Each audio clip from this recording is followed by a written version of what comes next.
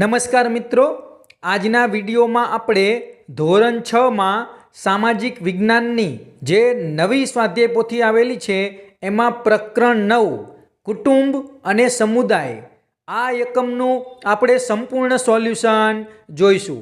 તો મિત્રો, તમે જો મારી ચેનલ ઉપર પહેલીવાર આવ્યા હોય તો મારી ચેનલ સબસ્ક્રાઈબ કરી બાજુમાં આવેલું બેલ આઇકન પ્રેસ કરી લેજો અને અમારા આ પેજને ફોલો પણ કરી લેજો, જેથી આવનારા બીજા નવા વિડીયો ઝડપથી તમારા સુધી પહોંચી શકે। તો ચાલો મિત્રો, આજે આપણે પ્રકરણ 9 કુટુંબ અને સમુદાય એનું સંપૂર્ણ સોલ્યુશન જોઈએ। પ્રશ્ન 1, એમાં વૈકલ્પિક પ્રશ્નો છે। એમાં પહેલો પ્રશ્ન, સંયુક્ત કુટુંબની મુખ્ય લાક્ષણિકતા નીચેનામાંથી કઈ છે? તો એમાં જવાબ આવશે સી, તેમાં ઘણી બધી પેઢીઓ દાદા દાદી, કાકા કાકી, પિતરાઈઓ સાથે રહે છે। બીજો પ્રશ્ન, જો કોઈ કુટુંબના સભ્યો એકબીજાની જરૂરિયાત સમયે સહાય ન કરે તો તેનો પ્રથમ પ્રભાવ શું પડે? તો એમાં જવાબ આવશે બી, સંબંધોમાં વિશ્વાસ ઘટે। પ્રશ્ન 3, તમિલ જેવી કેટલીક ભારતીય ભાષાઓમાં કઈ વિશિષ્ટ કૌટુંબિક વ્યવસ્થા જોવા મળે છે? તો એમાં જવાબ આવશે સી, મોટા ભાઈ બહેન અને નાના ભાઈ બહેન માટે અલગ અલગ શબ્દો છે। પ્રશ્ન 4, કુટુંબને બાળકની પ્રથમ શાળા કેમ કહેવામાં આવે છે? તો એમાં જવાબ આવશે ડી, ત્યાં અહિંસા, દાન, સેવા અને ત્યાગ જેવા મહત્વપૂર્ણ મૂલ્યો શીખવા મળે છે। પ્રશ્ન 5, સંયુક્ત કુટુંબની સૌથી મોટી વિશેષતા કઈ ગણાય? તો એમાં જવાબ આવશે બી, સામૂહિક જવાબદારી। પ્રશ્ન 6, નીચેનામાંથી કયું ઉદાહરણ સમુદાય ભાવના દર્શાવે છે? તો એમાં જવાબ આવશે બી, લોકો સાથે મળીને તળાવ સાફ કરે। પ્રશ્ન 7, કુટુંબોમાં વૃદ્ધ લોકોનું મહત્વ શું દર્શાવે છે? તો એમાં જવાબ આવશે બી, તેઓ અનુભવ અને માર્ગદર્શન આપે છે। પ્રશ્ન 8, સમુદાયમાં રહેવાથી વ્યક્તિમાં સહકારની ભાવના વિકસે છે, આ વિધાનનું યોગ્ય કારણ શું છે? તો એમાં જવાબ આવશે બી, લોકો એકબીજાની જરૂરિયાત સમજે છે। પ્રશ્ન 9, જો બાળક કુટુંબમાં પ્રેમ અને સન્માન મેળવે તો તેના વ્યક્તિત્વ પર શું અસર થાય? તો એમાં જવાબ આવશે એ, આત્મવિશ્વાસ વધે। પ્રશ્ન 10, કુટુંબ અને સમુદાય વચ્ચેનું મુખ્ય સામ્ય શું છે? તો એમાં જવાબ આવશે એ, બંનેમાં સંબંધ અને સહકાર હોય છે। પ્રશ્ન 11, નીચેનામાંથી કઈ પરિસ્થિતિ નાગરિક જવાબદારી દર્શાવે છે? તો એમાં જવાબ આવશે બી, જાહેર સંપત્તિનું રક્ષણ કરવું। પ્રશ્ન 12, જો કુટુંબમાં દરેક સભ્ય માત્ર પોતાનો જ વિચાર કરે તો શું પરિણામ આવે? તો એમાં જવાબ આવશે ડી, સંબંધોમાં અંતર આવે। પ્રશ્ન 13, વિકાસના કાર્યમાં લોકોની સક્રિય ભાગીદારીને શું કહેવામાં આવે છે? તો એમાં જવાબ આવશે બી, સહભાગિતા। પ્રશ્ન 14, નીચેનામાંથી કઈ પ્રવૃત્તિ સામાજિક સેવાનું શ્રેષ્ઠ ઉદાહરણ છે? તો એમાં જવાબ આવશે એ, વૃક્ષારોપણ અભિયાનમાં ભાગ લેવો। પ્રશ્ન 15, કુટુંબમાં મતભેદ ઊભા થાય ત્યારે યોગ્ય ઉકેલ શું હોઈ શકે? તો એમાં જવાબ આવશે બી, ચર્ચા અને સમજણથી ઉકેલ લાવવો। પ્રશ્ન 16, એકતામાં શક્તિ છે, આ કહેવત સમુદાય માટે કેવી રીતે યોગ્ય છે? તો એમાં જવાબ આવશે બી, સાથે મળીને કામ કરવાથી મોટા કાર્યો શક્ય બને। પ્રશ્ન 17, કુટુંબના સભ્યો વચ્ચે જવાબદારી વહેંચાય ત્યારે શું લાભ થાય?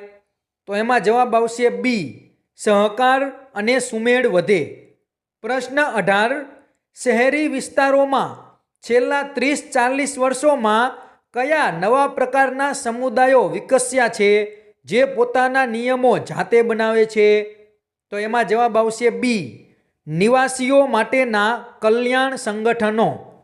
પ્રશ્ન 19, વર્ષ 2015માં ચેન્નઈમાં આવેલા ભયાનક પૂર દરમિયાન ધાર્મિક અને આધ્યાત્મિક સંગઠનોએ કઈ રીતે સમુદાય ધર્મ નિભાવ્યો?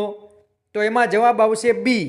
ભોજન બનાવીને જરૂરિયાતમંદોમાં મફત વિતરણ કર્યું. પ્રશ્ન 20. હાલમાં પરંપરાનો મુખ્ય વૈચારિક હેતુ શું છે? તો એમાં જવાબ આવશે એ. ધરતી માતાની સેવા કરવી અને વળતર વિના સમુદાય માટે કાર્ય કરવું. પ્રશ્ન 21. જનજાતિ કે ગ્રામીણ સમુદાયો કુદરતી સંસાધનો જેવા કે પાણી, ગોચર, વન પેદાશનો ઉપયોગ કઈ રીતે કરે છે? તો એમાં જવાબ આવશે સી. સામાન્ય રીતે અલિખિત નિયમો અને પરસ્પર સહમતિ દ્વારા યોગ્ય રીતે ઉપયોગ કરે છે. પ્રશ્ન 22. રોજિંદા જીવન અને ઘરના કાર્યો દ્વારા બાળકો વાક્ય પૂરું કરો. તો એમાં જવાબ આવશે એ. કૌટુંબિક જીવનમાં સક્રિય ભાગીદાર બનવાનું શીખે છે. પ્રશ્ન 23. કુટુંબના સભ્યો વચ્ચેના સંબંધો મુખ્યત્વે કઈ બાબતો પર આધારિત હોવા જોઈએ? તો એમાં જવાબ આવશે બી. પરસ્પર પ્રેમ, કાળજી, સહકાર અને પરસ્પર નિર્ભરતા. ત્યાર પછીનો પ્રશ્ન છે ખાલી જગ્યા પૂરો. તો એમાં પહેલી ખાલી જગ્યામાં જવાબ આવશે કુટુંબ. બીજી ખાલી જગ્યામાં જવાબ આવશે સંયુક્ત. ત્રીજી ખાલી જગ્યામાં જવાબ આવશે અચમ્મા. ચોથી ખાલી જગ્યામાં જવાબ આવશે બચત. અને પાંચમી ખાલી જગ્યામાં જવાબ આવશે સમુદાય. પ્રશ્ન 3. નીચેના વિધાનો ખરા છે કે ખોટા તે જણાવો.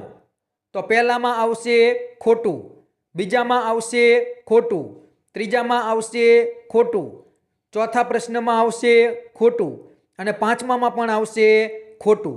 એટલે કે આ 5 વાક્યો ખોટા છે. પ્રશ્ન 4. જોડકા જોડો. તો એમાં પહેલા પ્રશ્નની સામે આવશે સી, બીજામાં આવશે બી અને ત્રીજામાં આવશે એ. પ્રશ્ન 5. નીચેના પ્રશ્નોના ઉત્તર 1-2 વાક્યોમાં લખો. પહેલો પ્રશ્ન, સંયુક્ત કુટુંબ એટલે શું? તો એનો જવાબ આવશે જેમાં દાદા દાદી, માતા પિતા, કાકા કાકી અને બાળકો સાથે મળીને રહે તે સંયુક્ત કુટુંબ કહેવાય. બીજો પ્રશ્ન, વિભક્ત કુટુંબમાં સામાન્ય રીતે કોનો સમાવેશ થાય છે? તો એમાં જવાબ આવશે વિભક્ત કુટુંબમાં સામાન્ય રીતે માતા, પિતા અને તેમના બાળકોનો સમાવેશ થાય છે. ત્રીજો પ્રશ્ન, કૌટુંબિક સંબંધો દર્શાવવામાં ભારતીય ભાષાઓની કઈ વિશેષતા છે? તો એમાં જવાબ આવશે ભારતીય ભાષાઓમાં દરેક સંબંધ માટે અલગ અને સ્પષ્ટ સંબોધન શબ્દો હોય છે. પ્રશ્ન 4. કુટુંબને બાળકની પ્રથમ શાળા કેમ કહેવામાં આવે છે? તો એનો જવાબ આવશે કારણ કે બાળક પ્રથમ શિક્ષણ, સંસ્કાર, શિસ્ત અને સારા મૂલ્યો કુટુંબમાંથી જ શીખે છે. પ્રશ્ન 5. ભીલ સમુદાયની હાલમાં પરંપરા એટલે શું? તો એનો જવાબ આવશે ગામના લોકો ભેગા મળીને એકબીજાના કામમાં નિસ્વાર્થ મદદ કરે તેને હાલમાં પરંપરા કહે છે. છઠ્ઠો પ્રશ્ન, શાલિનીની વાર્તામાંથી આપણને કયું કૌટુંબિક મૂલ્ય શીખવા મળે છે? તો એમાં જવાબ આવશે પરસ્પર પ્રેમ, સહકાર, આદર અને જવાબદારીનું મૂલ્ય શીખવા મળે છે. પ્રશ્ન 6. આપેલ ચિત્ર જોઈ નીચેના પ્રશ્નોના ઉત્તર આપો. તો પહેલો પ્રશ્ન, એક કુટુંબ સાથે બેસીને ભોજન થતું દર્શાવવામાં આવ્યું છે. આ દ્રશ્યમાંથી કુટુંબના કયા મૂલ્યો સમજાય છે? તો એમાં જવાબ આવશે એકતા, પ્રેમ, સહકાર, પરસ્પર આદર અને સાથે મળીને રહેવાની ભાવના સમજાય છે. પ્રશ્ન 2. બાળકના વ્યક્તિત્વ વિકાસમાં કુટુંબની ભૂમિકા સમજાવો. તો એનો જવાબ આવશે કુટુંબ બાળકને સારા સંસ્કાર, શિસ્ત, પ્રેમ, જવાબદારી, સહકાર અને નૈતિક મૂલ્યો શીખવે છે જે તેના સર્વાંગી વ્યક્તિત્વના વિકાસમાં મહત્વપૂર્ણ ભૂમિકા ભજવે છે. પ્રશ્ન 3, સમુદાયમાં સહકારનું મહત્વ સમજાવો. તો એનો જવાબ છે સમુદાયમાં સહકારથી લોકો એકબીજાની મદદ કરે છે.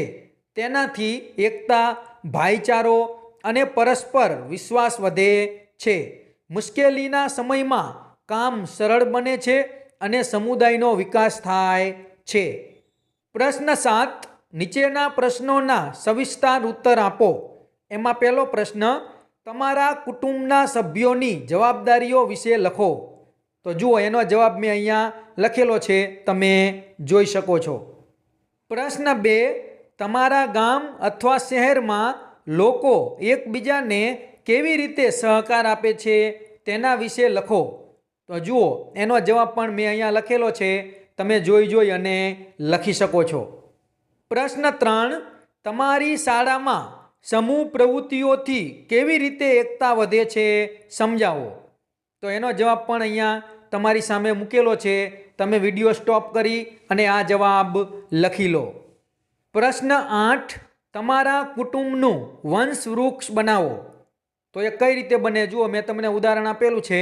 સૌથી પહેલાં તમારે તમારા ઘરના જે મોટી ઉંમરના વ્યક્તિ હોય કે દાદા દાદી એમનું નામ લખવાનું. પછી એમના જે સંતાનો હોય, જેટલા સંતાનો, એનું તીર કરી અને નામ લખવાનું. પછી એમના નીચે એમના સંતાનો હોય એના નામ લખતું જવાનું છે. આ રીતે કુટુંબનું વંશવૃક્ષ બને છે. તો મિત્રો, આ હતું પ્રકરણ 9નું સંપૂર્ણ સોલ્યુશન. જો આ વિડીયો તમને પસંદ આવ્યો હોય તો વિડીયો જરૂરથી લાઈક કરજો, તમારા બીજા મિત્રોને શેર કરજો. અને તમે જો મારી ચેનલ ઉપર પહેલીવાર આવ્યા હોય તો મારી ચેનલ સબસ્ક્રાઈબ કરી બાજુમાં આવેલું બેલ આઇકન પ્રેસ કરી લેજો, જેથી આવનારા બીજા નવા વિડીયો ઝડપથી તમારા સુધી પહોંચી શકે. અને અમારા આ પેજને પણ જરૂરથી ફોલો કરી લેજો. તો મિત્રો, વિડીયો લાઈક કરવાનું ભૂલતા નહીં. અને આ વિડીયો તમને કેવો લાગ્યો એ તમે જરૂરથી કોમેન્ટમાં જણાવજો. Thank you.